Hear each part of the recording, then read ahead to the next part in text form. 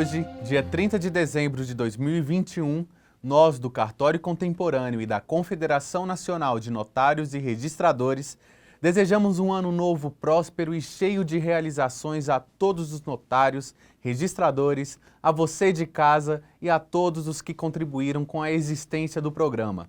Vamos começar esse episódio especial de hoje relembrando um pouco da trajetória do Cartório Contemporâneo no ano de 2021. A iniciativa foi da CNR e começou em setembro, quando estreamos com uma fala especial do presidente da CNR, Rogério Portugal Bacelar, sobre a importância da CNR e dos cartórios para o país. A Confederação Nacional de Notários e Registradores, CNR, nasceu como uma conquista da nossa classe. Por quê? Levamos mais de 10 anos para conseguir o referendo do Ministério do Trabalho e da Presidência da República. Nós conseguimos a confederação para ter uma representatividade perante a classe notarial e registral como um todo, pois as associações defendem os seus associados, a CNR defende a todos. E por isso nós estamos trabalhando para que a confederação traga aos notários e registradores, à população em geral, a segurança jurídica que toda a população, que todos os brasileiros merecem. E qual que é o objetivo hoje da CNR? O objetivo é na defesa dos notários e registradores e trabalhar para que, vou dizer, novos atos que favoreçam a população brasileira sejam colocados em prática.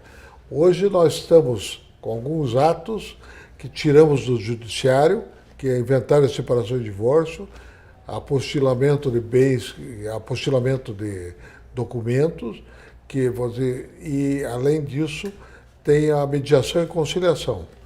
Nós criamos câmaras de arbitragem, de mediação, conciliação e arbitragem dentro da confederação e vamos criar dentro dos sindicatos e federações e dentro dos cartórios, Câmara de Mediação e Conciliação. Muitas pessoas não conhecem muito bem como funcionam os cartórios. Quais são os maiores mitos que o senhor ouve por aí?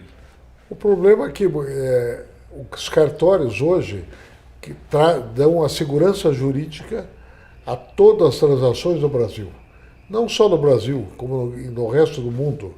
Existem cartórios em mais de 100 países. Hoje, você compra um carro, compra um imóvel, tudo precisa do cartório. Nasce um filho, casa, morre, precisa do cartório. Você veja uma coisa, o boom imobiliário dos Estados Unidos aconteceu por falta de segurança jurídica. No Brasil não acontece isso, porque o Brasil, nós temos um sistema notarial e registral que vieram vários países do mundo nos copiar. Rússia, Índia e China vieram verificar como é que funciona o sistema notarial e registral brasileiro. E com isso, o nosso sistema é um dos melhores do mundo. E existem cartórios específicos para certas funções. O senhor poderia definir para a gente quais são os tipos de cartórios que tem hoje no Brasil?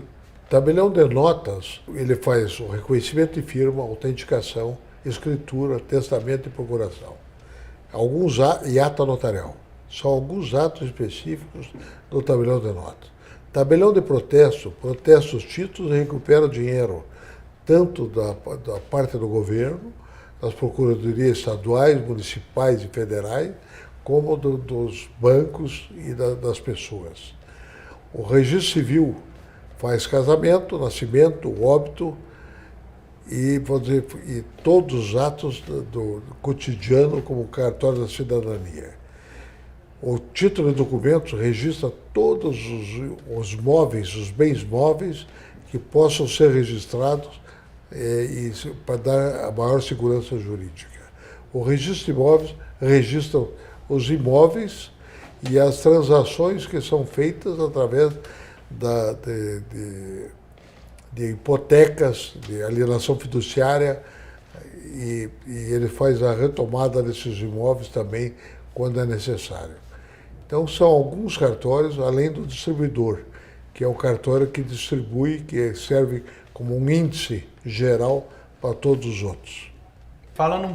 Nesse programa, começamos explicando o básico, os tipos diferentes de cartórios e sua importância, coisa que nem todos os brasileiros sabiam.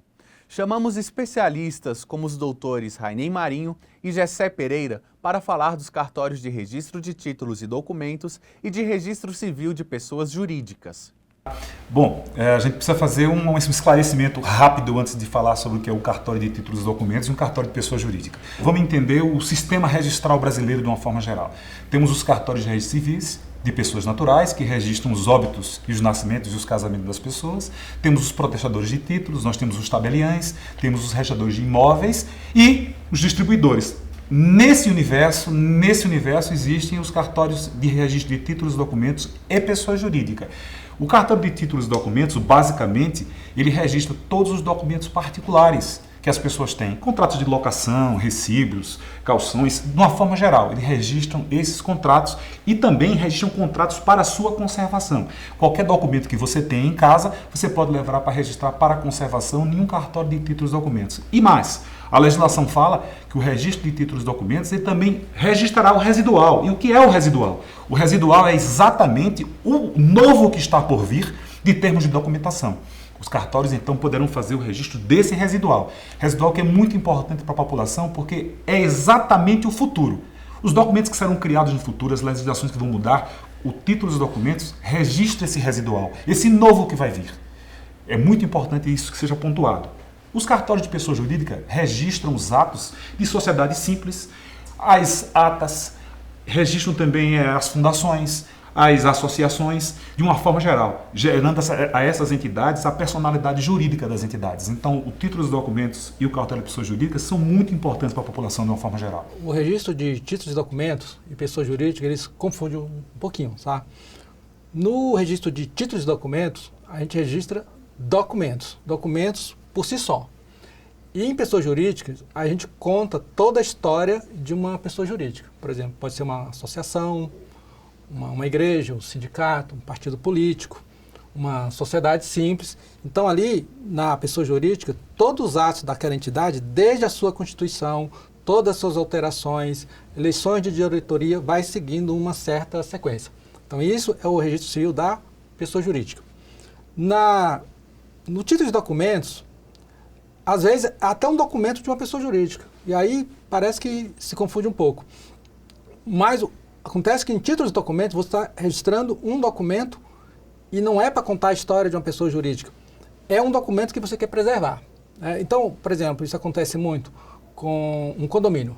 O condomínio fez uma assembleia e vai registrar uma ata. Esses condomínios de prédio, né, esse condomínio edilício que chama, eles não têm personalidade jurídica, apesar de que eles têm um CNPJ, mas, assim, rigorosamente falando, eles não têm personalidade jurídica. Por eles não terem personalidade jurídica, pela lei, que a lei diz que eles não têm essa personalidade, eles não são registrados em pessoa jurídica. Mas todos os atos desse condomínio, por exemplo, é registrado em títulos de documentos.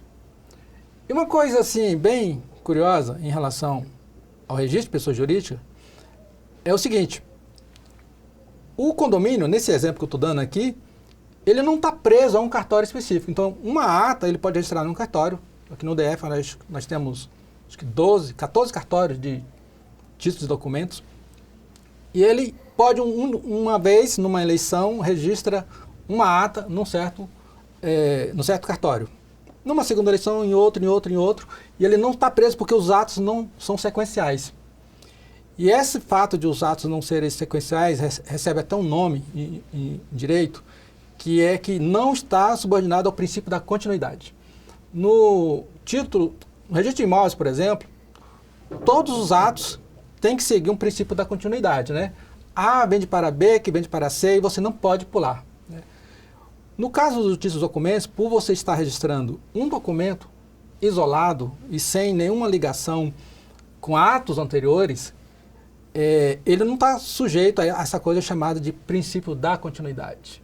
Ou seja, se alguém me traz uma ata para eu registrar, agora de 2021, eu não vou exigir mais, cadê a eleição passada, e a retrasada, e 3, né? A gente não vai verificar essa questão. Também a gente não vai analisar, esse presidente de fato está o mandato dele ainda está vigente, é outra coisa que não se analisa no título dos documentos, porque você está registrando um documento. Já em títulos dos documentos, olha, já em pessoa jurídica, quando chega um documento para eu registrar, por exemplo, uma ata de uma assembleia que aconteceu na pessoa jurídica, nós vamos verificar, mas esse presidente ainda está com o mandato vigente? Porque se não tiver, ele não tem esse direito de fazer algum requerimento aqui, nesse registro, né? Se ele tiver perdido o mandato, tem que haver uma nova eleição. Então, a gente acompanha a sequência dos atos.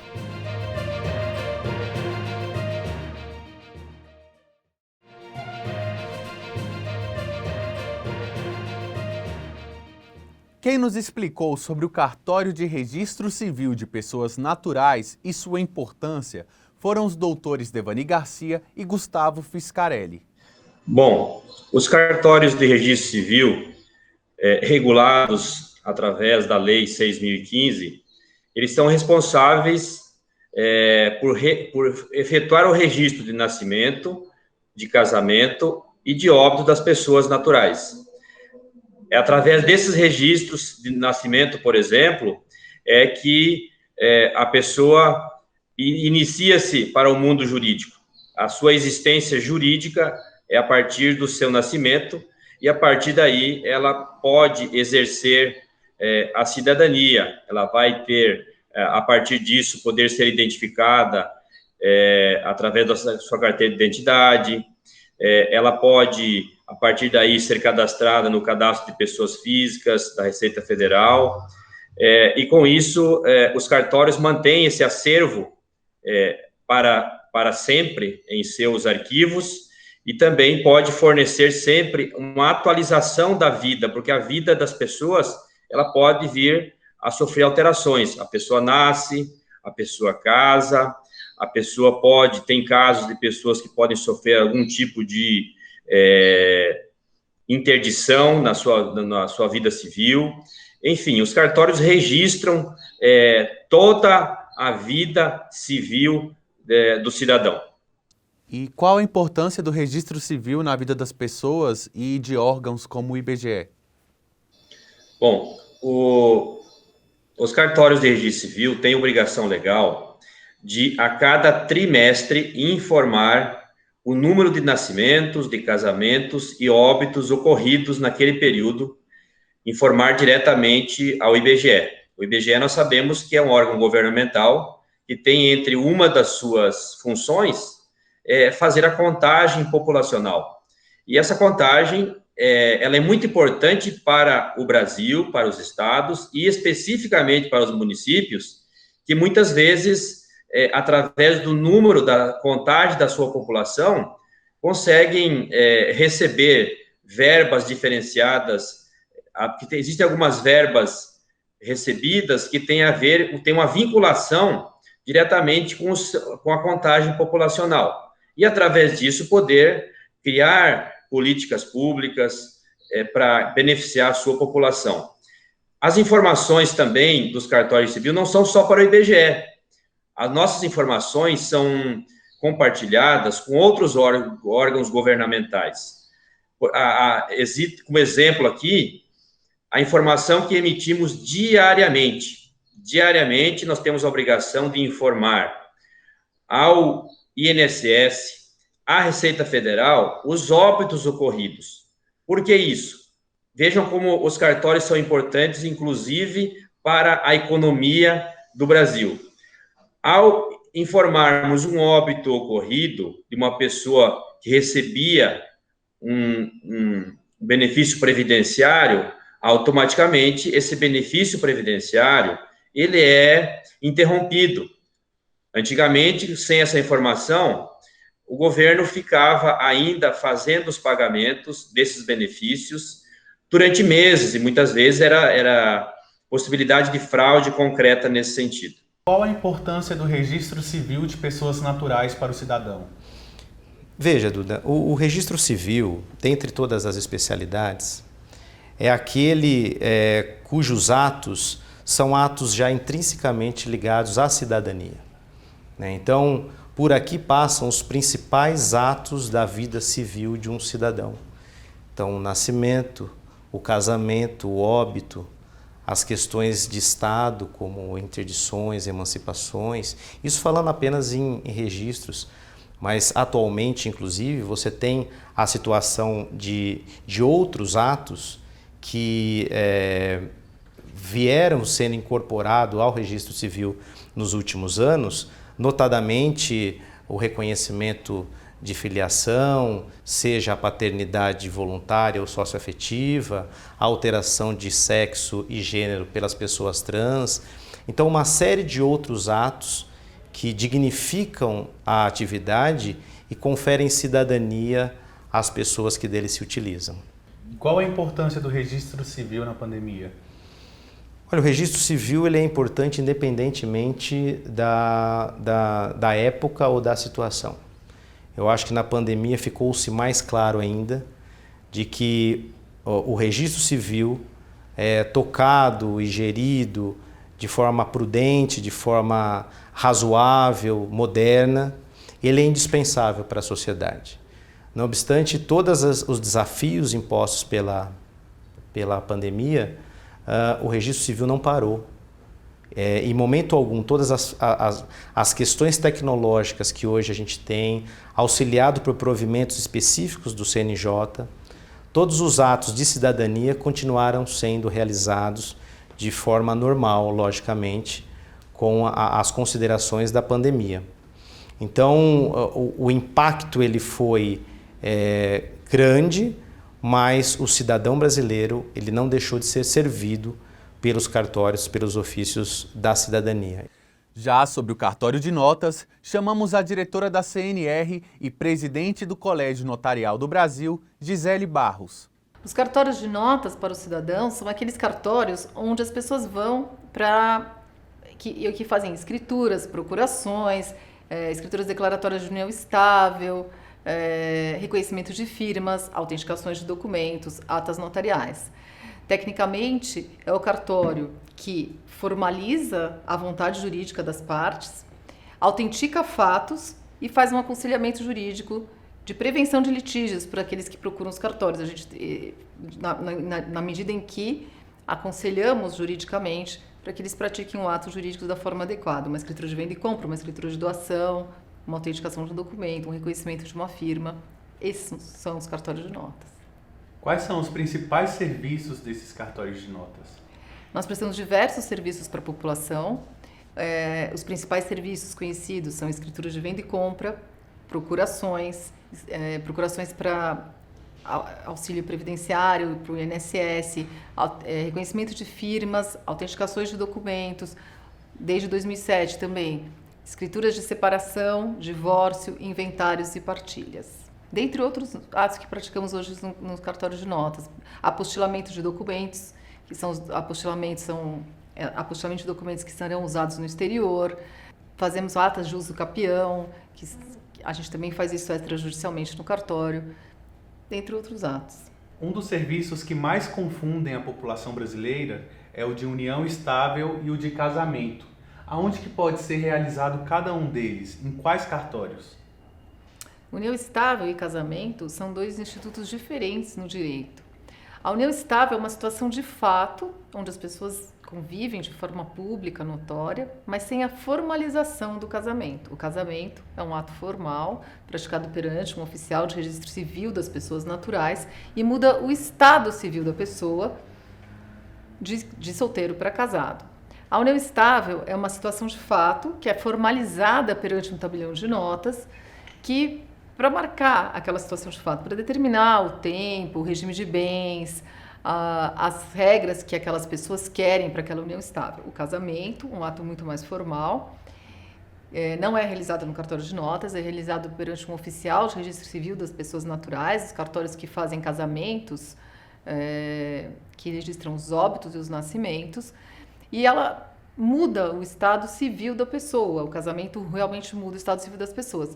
A união estável ela não muda o estado civil das pessoas, as pessoas continuam solteiras, vivendo em união estável. É uma situação de fato que é formalizada e na qual é dada uma conformidade jurídica, uma adequação de em que momento começou, qual o regime de bens que eu quero para aquela união estável. E isso pode ser feito num cartório de notas, porque isso é uma formalização da vontade daquelas partes, dos companheiros que decidiram, então, viver numa união estável. São 2 institutos reconhecidos como entidades familiares pelo direito civil hoje, mas são diferentes na formalidade e na adequação jurídica.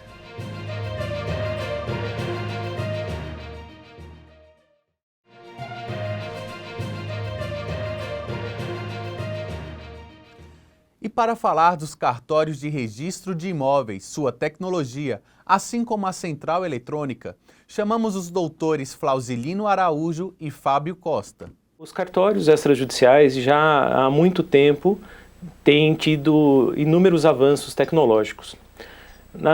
No caso da pandemia, o que houve foi uma aceleração dessa migração do próprio usuário para o meio digital. Os serviços já eram oferecidos há muito tempo por diversos canais, tanto físicos quanto digitais. Os estados já mantinham centrais em que os usuários poderiam encaminhar diversos pleitos e serviços aos próprios cartórios.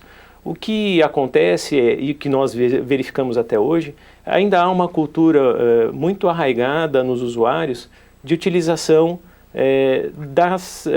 tanto documentos como escrituras, títulos, na forma física, né? Então as pessoas têm aquele apego de ter sempre aquela parte física do documento. E aí o documento digital, vamos falar assim, não houve tanta adoção pela população.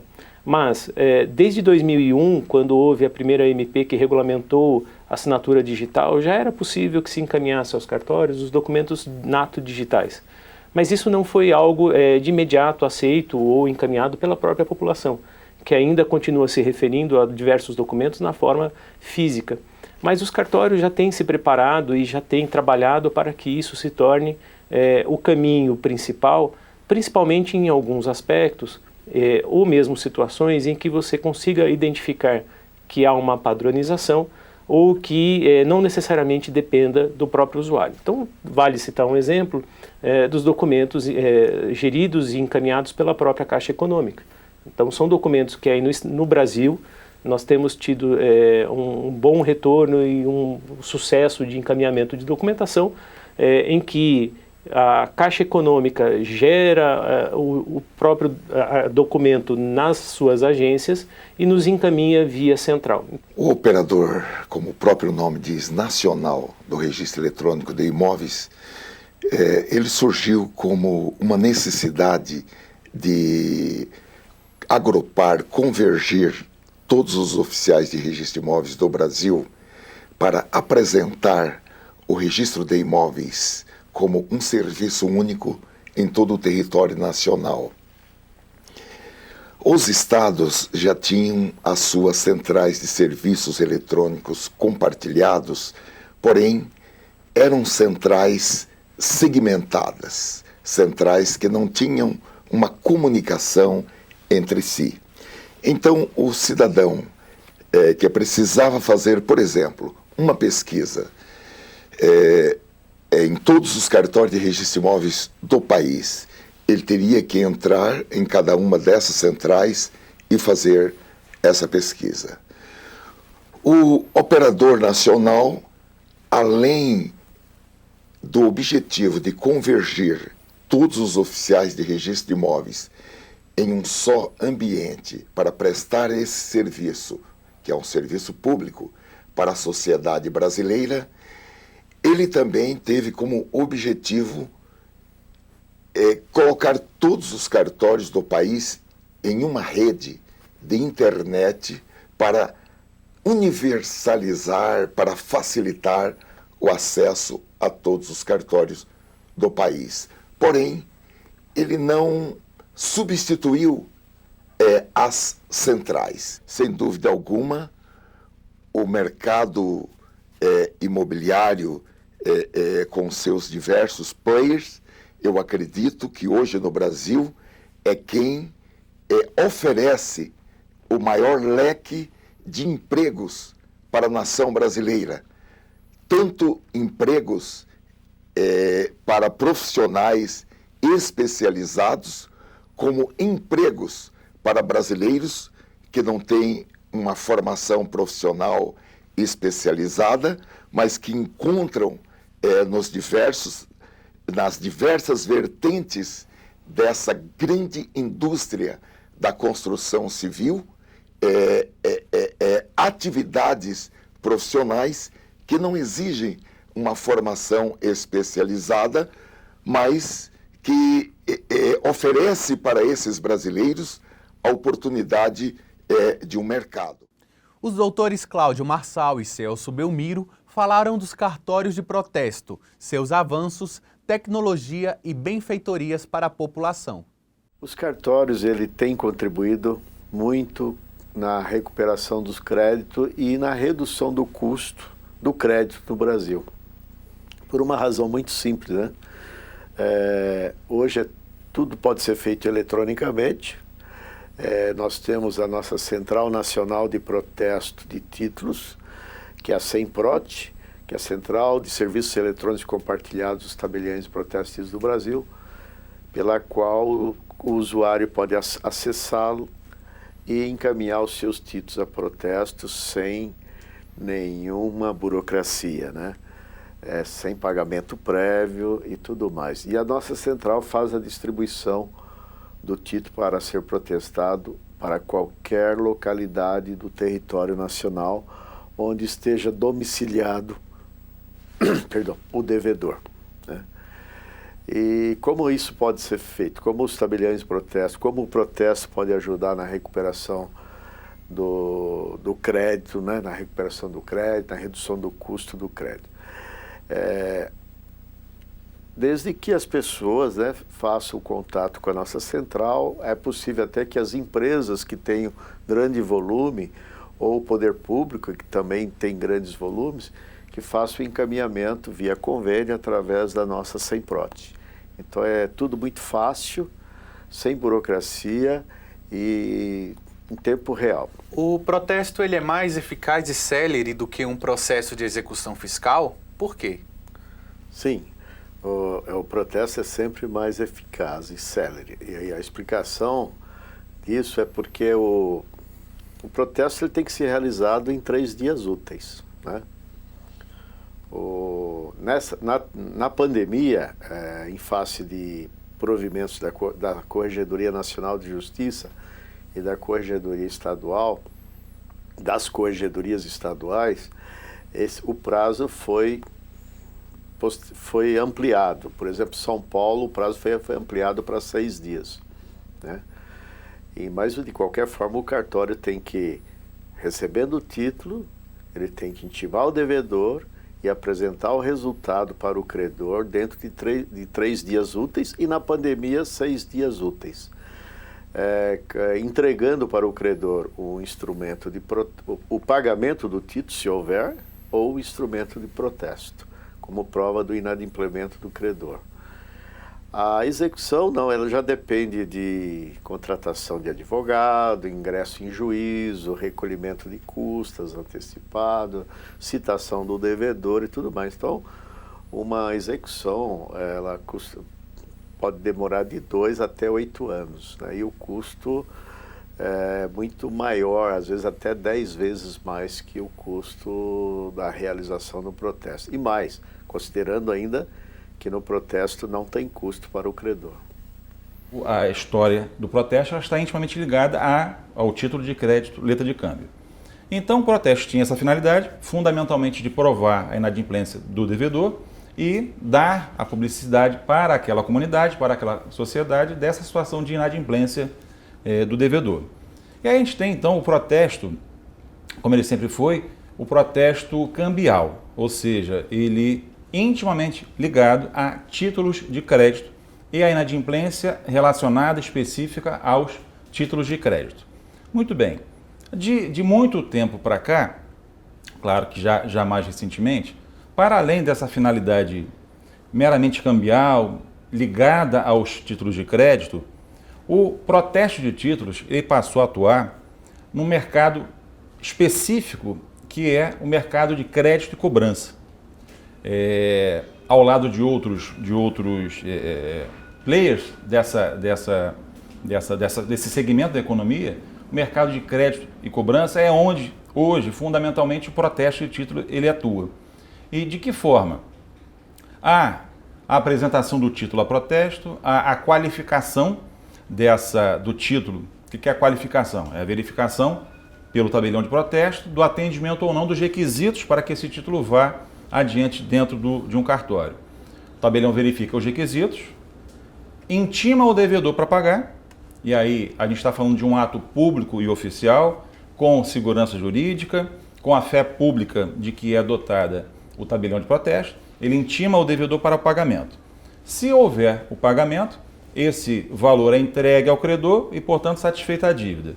Se não é feito o pagamento, é lavrado o protesto, é registrado esse protesto, e aí então o título é devolvido ao credor e o nome do devedor ele é inserido na Central Nacional de Protesto como prova efetiva da inadimplência desse devedor, e também essa informação ela é enviada para outras entidades de proteção ao crédito. Duda, eu posso te assegurar que no mercado de crédito e cobrança, que é o mercado, como eu falei, onde mais intensamente vem atuando o protesto de títulos, nenhuma outra ferramenta apresenta o índice de recuperação que o protesto apresenta. A gente tem o devedor, ele é intimado para o pagamento do título em 3 dias, né? Que já é um prazo bastante exíguo, dentro dos prazos que a gente tem processuais ou não processuais, mas previstos em lei para a prática de qualquer ato, 3 dias é um prazo muito pequeno, nos menores que a gente tem na nossa legislação. O devedor é intimado para pagar em 3 dias, né?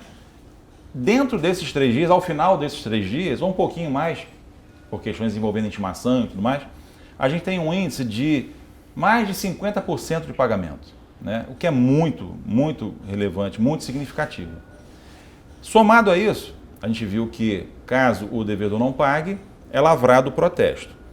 Para que o devedor estabeleça, né, a possibilidade de tomar empréstimo, que ele limpe o nome dele, vamos simplificar essa questão, é necessário que ele faça o cancelamento desse protesto.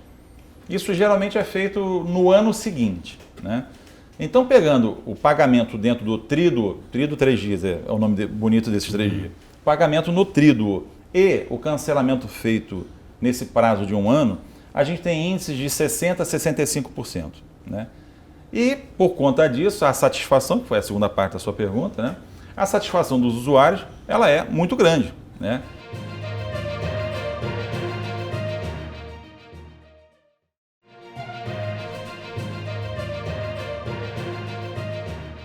Também falamos da importância dos cartórios na vida dos brasileiros e como essa instituição garante a segurança jurídica e o cumprimento da Constituição com o doutor José Renato Nalini. Ele é peculiar aquilo que lhe é próprio. Ele quer também aperfeiçoar o convívio social. O Arispe é uma prova disso, tem preocupação ambiental, com sustentabilidade, com manejo adequado dos resíduos sólidos, com o amparo às pessoas necessitadas.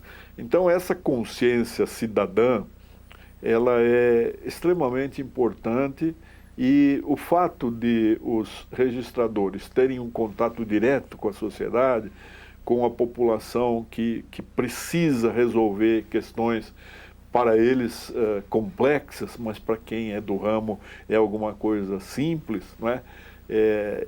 Eles estão empenhados nisso e podem fazer muito mais coisa.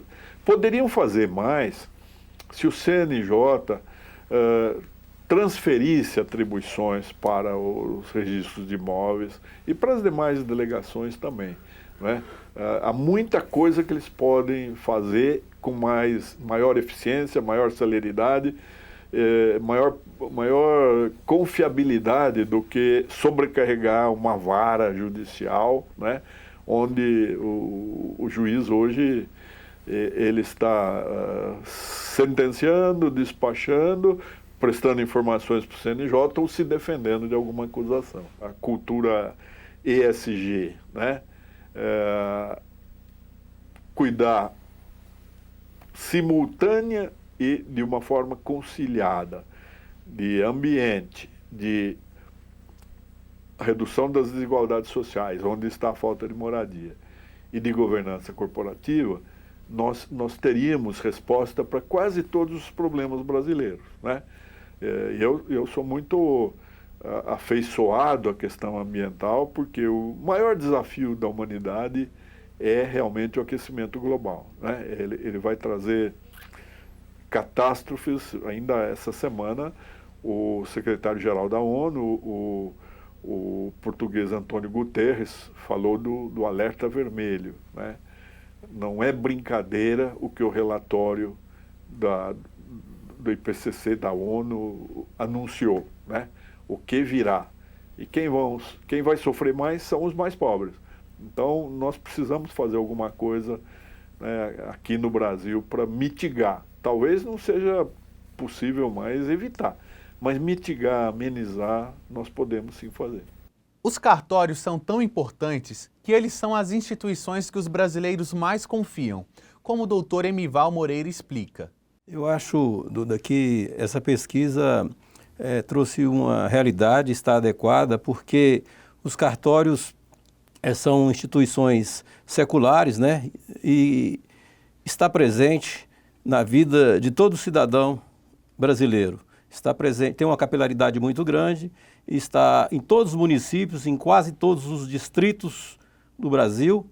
E imagina que a pessoa, quando nasce, já é registrada no cartório, e até quando morre faz o óbito, seu patrimônio, sua vida, seu casamento, até hoje o seu inventário, finalmente, depois de morto, é feito em cartório. Além do mais, como instituição, um órgão perene, que está sempre ali, é apolítico, né? Não pertence a um partido A ou partido B, isso a população sempre acha isso importante, vê isso uma credibilidade. E a função dos cartórios é justamente praticar atos com segurança, com autenticidade, com publicidade, para que gere eficácia para as pessoas que usam os serviços cartorários. Doutor Emival, o senhor tem muitos anos de cartório.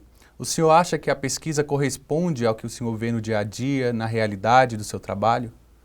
Sim. Eu acredito que ela mostra a realidade da credibilidade da população em relação aos serviços cartorários, até por causa daquela atividade, daquela atribuição, daquela característica que os cartórios têm, que além da publicidade, os atos, os registros que são feitos em cartórios, eles são eficazes, ou seja, aquilo não se pode contestar. Dificilmente se contesta um documento feito em cartório, uma assinatura, nenhuma escritura, nenhum registro, e as pessoas têm já com elas culturalmente, que uma vez feito em cartório e registrado, aquilo tem valor, né? E a credibilidade vem daí. Mesmo assim, a maioria dos brasileiros não conhecem muito sobre o funcionamento da grande importância dos cartórios.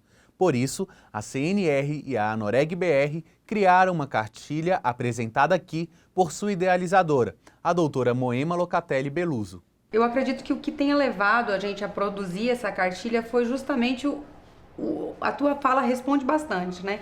Desmistificar o serviço notarial e registral. Ainda existe muito desconhecimento sobre os cartórios, como que se ingressa na atividade, como que se transforma num tabelião e registrador, muito desconhecimento, inclusive, sobre diferenças, né? Tabelião, registrador, oficial, notário. E então a gente procurou trazer em perguntas simples e objetivas, acessível a toda a população, a toda a sociedade, perguntas cruciais com respostas também cruciais, para que a gente procure cada vez mais trazer mais esclarecimento para a população. Então perguntas como, não só para a população, agentes públicos em geral, né? Mas perguntas como, cartório passa de pai para filho, cartório é apenas carimbada, como que se ingressa na atividade, os cartórios recebem dinheiro dos cofres públicos, como que é a remuneração, como que se dá, enfim, e alguns dados também sobre a atividade notarial e registral, né? Eu acho que isso tudo motivou a construção dessa cartilha, ou seja, o desconhecimento que a CNR e a ANOREG, enquanto instituições nacionais que representam todos os cartórios do Brasil, constataram a partir do nosso dia a dia mesmo, de cada cartório espalhado no Brasil, a gente verifica mesmo, e em diálogos, que existe ainda muito desconhecimento. Então, buscou-se com essa cartilha desmistificar alguns mitos e trazer conhecimento sobre a atividade. Os cartórios são espaços de efetivação de direitos. Por meio dos cartórios, tabeliães e registradores coíbem a prática de diversos atos que seriam ilegais, ilegítimos e futuramente iriam desaguar no judiciário.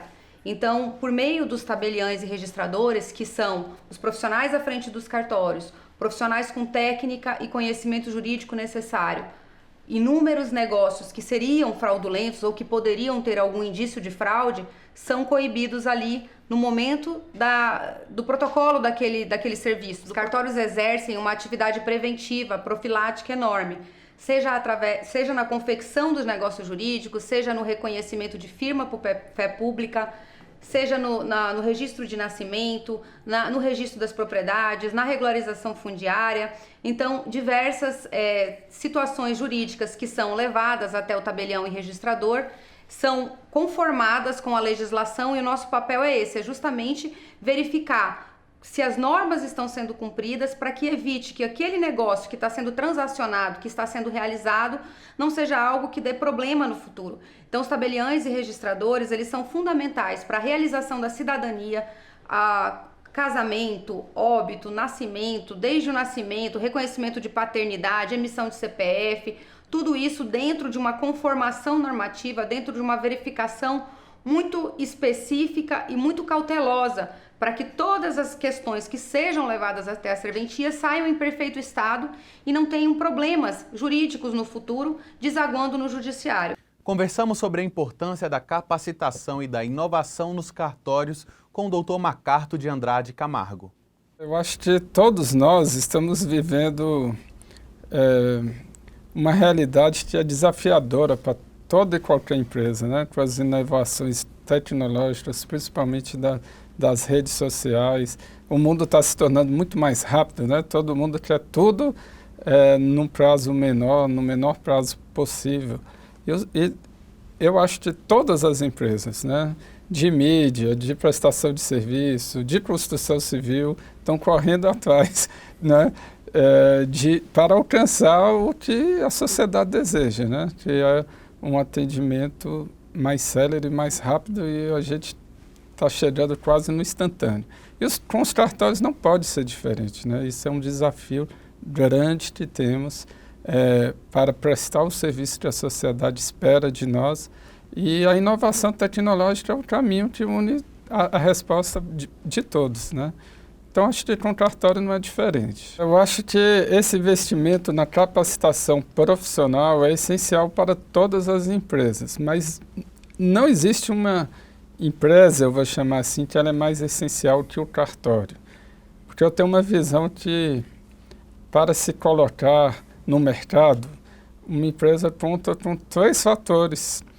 O preço, ele vai se colocar pelo preço, o meu é mais barato, ou pela qualidade do produto. Eu compro um iPhone muito caro porque eu acredito que ele é muito bom, e a qualidade do serviço, que é a experiência, né, que o consumidor ou que a pessoa que usa o serviço tem.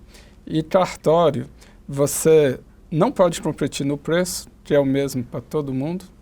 Você não pode competir na qualidade do produto, que é o mesmo, né? A pessoa vai num cartório, tem uma escritura, o produto, no outro ele tem uma escritura. Então, a única forma de você se colocar para a sociedade é justamente a qualidade do serviço. Então, o investimento na qualidade do serviço, o investimento na qualificação de nossos funcionários, dos prestadores de serviço para o cartório, eu acho que é o diferencial que nós temos que ter.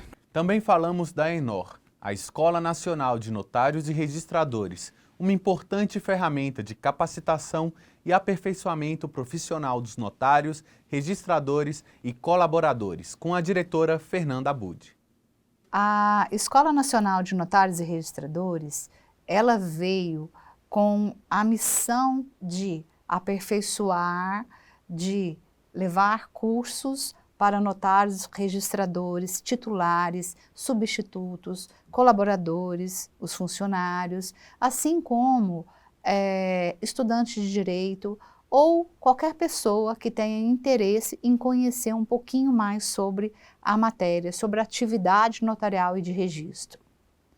A ideia é que, com a abertura da escola, que oferece cursos, quer sejam presenciais ou à distância, em EAD, todos possam estudar, aperfeiçoar, conhecer um pouquinho mais sobre o que são as funções desenvolvidas em um cartório, mas também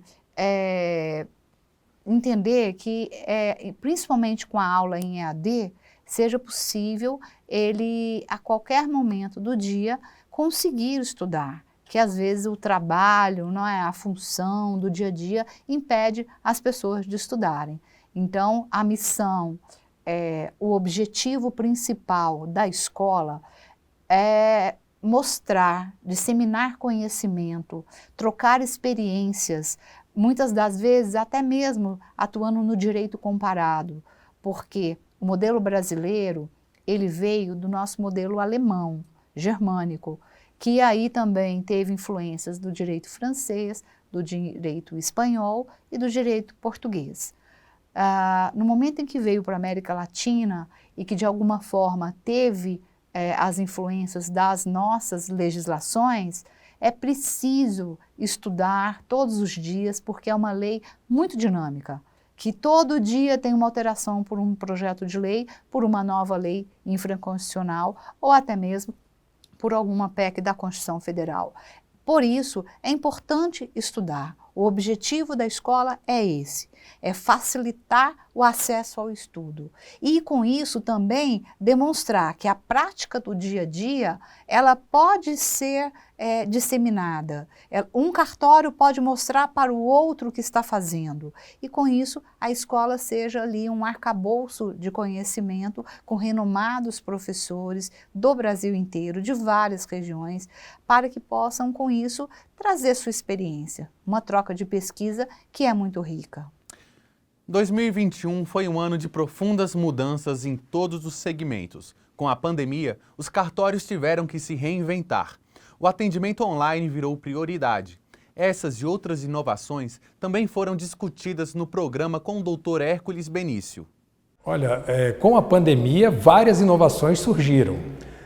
Por exemplo, para os serviços notariais, nós temos agora a possibilidade de lavrar escrituras, procurações, testamentos à distância. As pessoas não precisam mais se dirigir ao cartório para assinar documentos, para manifestar vontade. É possível fazer isso com o certificado digital e também com uma videoconferência. Isso no tabelionato de notas, mas no ofício de registro de imóveis, as pessoas podem apresentar títulos, podem acompanhar a tramitação do título remotamente.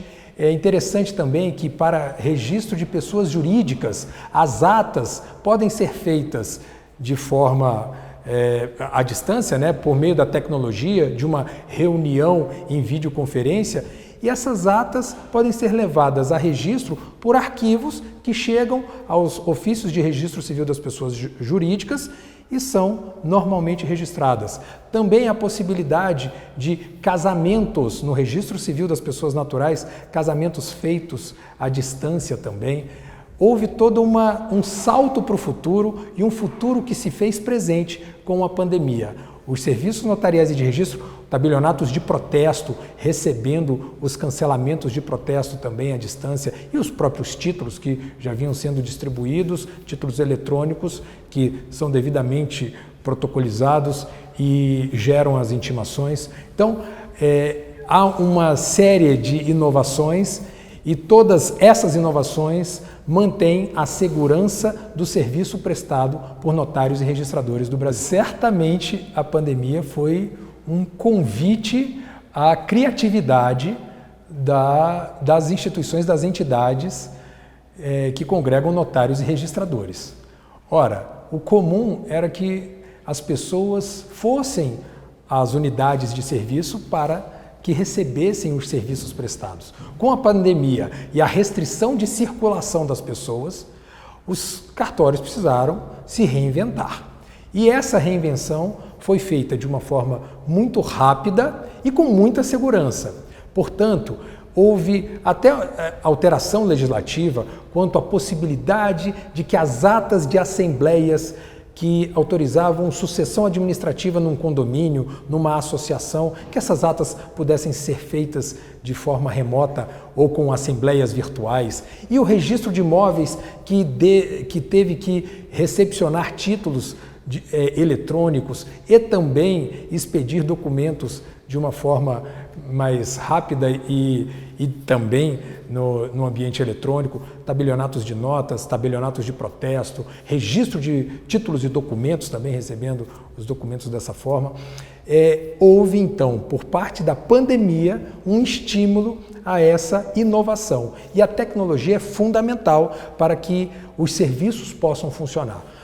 Notários e registradores, eles atuam na prevenção de conflitos e eles dão autenticidade, validade e eficácia aos atos jurídicos. Portanto, as manifestações de vontade, elas precisam ser estabilizadas.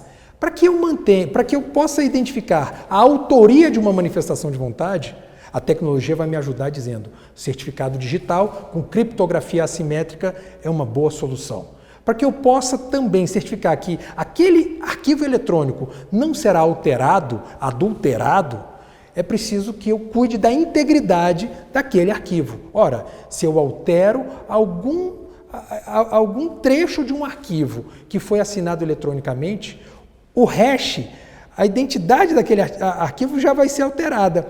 Então a tecnologia ajuda a certificar a autoria e integridade dos documentos eletrônicos. E esses documentos eletrônicos nada mais são do que um substituto funcional do documento papelizado. E isso, com a pandemia, foi incrementado e rapidamente notários e registradores, com o apoio normativo do Conselho Nacional de Justiça e das respectivas corregedorias locais, puderam aprimorar esse serviço de forma eletrônica e hoje posso dizer que a tendência é de uma profusão, de um aumento na prática de atos eletrônicos no país. Bem, estamos felizes por tudo que foi apresentado e idealizado até aqui. Eu sou Duda Meirelles e, em nome de toda a equipe da CNR e do Cartório Contemporâneo, desejo a você que 2022 traga novos sonhos e muitas realizações, que seja próspero e cheio de alegrias. E, acima de tudo, que continuemos juntos por mais este ano. Um forte abraço.